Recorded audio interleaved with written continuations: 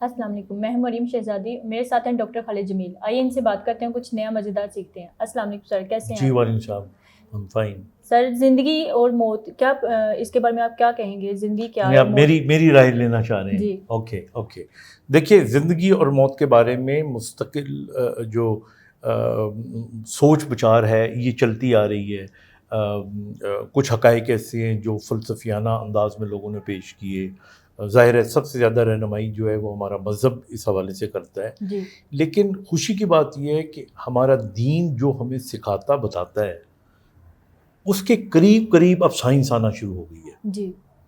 یعنی میں آپ کو اور سننے والوں کو یہ بتاتا چلوں کہ دیکھیے، ہمیں یہ بتایا گیا ہے سائنس کے حوالے سے کہ جو یہ کائنات وجود میں آئی یہ ایک بگ بینگ کی تھیری تھی جس کے بعد یہ کائنات وجود میں آئی. اور بگ بینگ کی تھیری کیا تھی؟ بگ بینگ کی تھیری یہ تھی کہ یہ جو پوری کائنات جس کے اندر زمین، آسمان، سورج، کہکشائیں، یہ اتنی کھربوں کی جو بڑی سے بڑی جو ہماری یہ کائنات ہے، یہ ایک زمانے میں سکڑی ہوئی تھی اور اتنی سکڑی ہوئی تھی کہ یہ ایک نقطے پہ آ کے رک گئی تھی. اور وہ جو نقطہ تھا وہ مزید اگر آپ اس کو چھوٹا کر دو تو وہ ایک قسم کے نہ ہونے کے برابر ہو جاتی ہے. یعنی جو وجود ہے وہ اگر بہت چھوٹا ہوتا جائے انفینٹی کی حد تک اگر چھوٹا ہو جائے تو وہ وجود لا وجود میں تبدیل ہو جاتا ہے. تو اس کا مطلب ہے کہ یہ دنیا بننے سے پہلے، یہ کائنات بننے سے پہلے کچھ بھی نہیں تھا، لا وجود تھا. اور لا وجود ایک نقطے میں تھا، اور اس نقطے سے سائنس کہتی ہے کہ بگ بینگ ہوا، ایک بہت بڑا دھماکہ ہوا، اور اس کے بعد پھر سورج بھی بن گیا اور زمین بھی بن گئی اور ستارے بھی بن گئے، سیارے بن گئے، اور تب سے لے کے اب تک یہ کائنات پھیلتی جا رہی ہے. یہ فزکس کہتی ہے ہمیں. اب آپ دیکھیں قرآن کیا کہتا ہے. ہمارا مذہب یہ کہتا ہے کہ اللہ تعالیٰ نے جب کہا کن یہ فکون کہتے ہیں نا، جی. کن، تو اس کا مطلب ہے کہ وہ جو کن تھا وہ وہی نقطۂ آغاز تھا جس کو سائنس آج بگ بینگ کہتی ہے. لیکن ہمارے مذہب نے 1400 سال پہلے ہمیں بتا دیا تھا کہ اس کن کے بعد یہ دنیا بننا شروع ہو گئی اور دنیا وجود میں آنا شروع ہو گئی.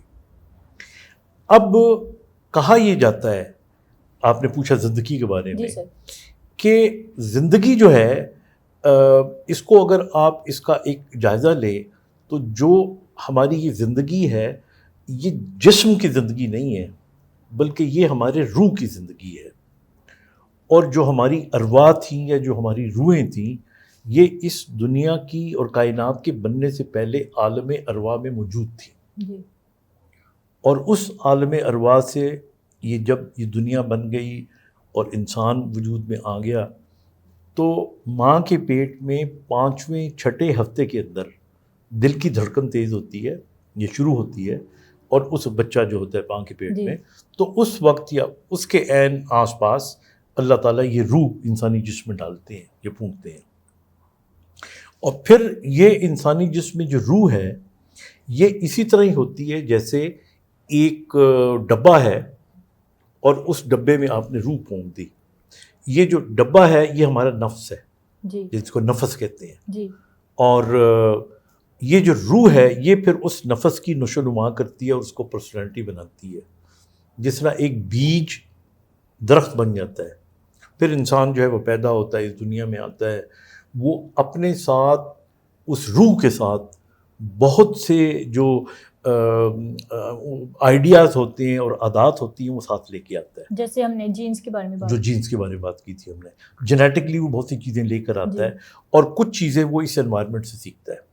اور اس کے بعد یہ جو ہماری شخصیت ہوتی ہے یہ نشو و نما پاتی رہتی ہے اور پڑھتے کرتے پھر انسان جوانی سے بڑھاپے میں داخل ہوتا ہے.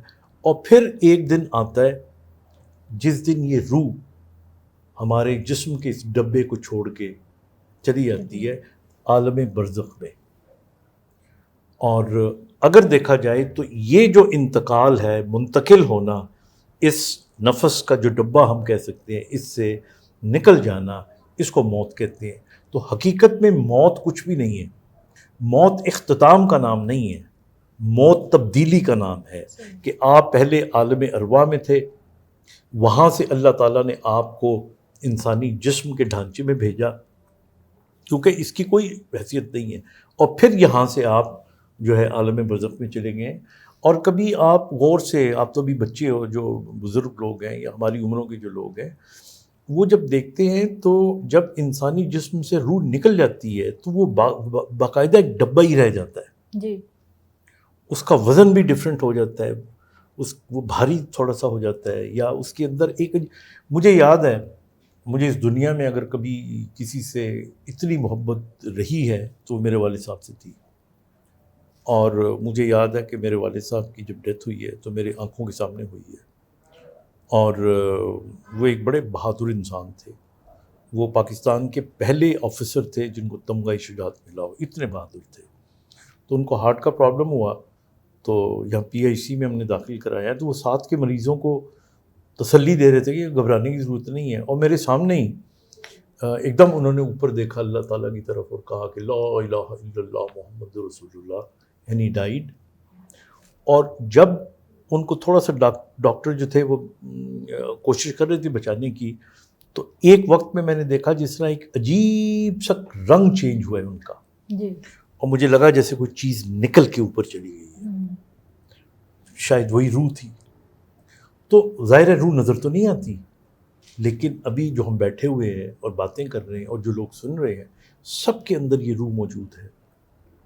فرق صرف اتنا ہوتا ہے کہ جو لوگ اس روح کو جب انسانی جسم میں آ جائے پاک رکھتے ہیں، صاف رکھتے ہیں، اللہ کے بتائے ہوئے احکامات کی روشنی میں زندگی گزارتے ہیں، وہ پھر جب روح عالم برزخ میں جاتی ہے اور قیامت کے دن اس کا جب حساب کتاب ہوگا، تو یہ شاید اللہ تعالیٰ نے اسی آزمائش کے لیے انسانی جسم میں روح کو ڈالا ہوتا ہے. جی. اور میں آپ کو بتاؤں کہ اب سائنس اس بات کو مانتی ہے کسی نہ کسی کے حوالے سے کہ جو روح ہے یہ ایگزسٹ کرتی ہے، اور انسان مرتا کبھی بھی نہیں ہے.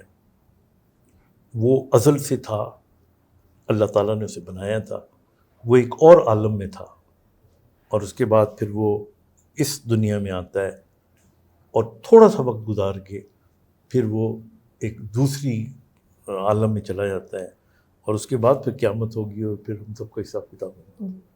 تھینک یو سو مچ سر، بہت سی باتیں آپ سے پتہ چلیں، مزید ہم اس کے بارے میں آگے بات کریں گے. شکریہ، اللہ حافظ.